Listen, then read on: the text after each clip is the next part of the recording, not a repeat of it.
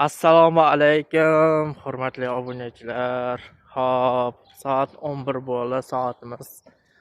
O'rtoqlar 4-iyun sanasi kecha efir olinmadi.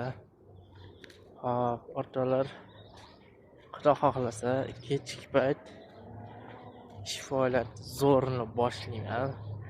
Internetda bang'ilitaman, adashmayman.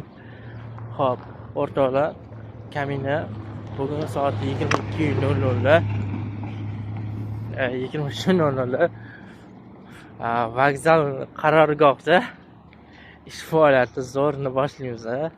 Kuzatishda davom etinglar.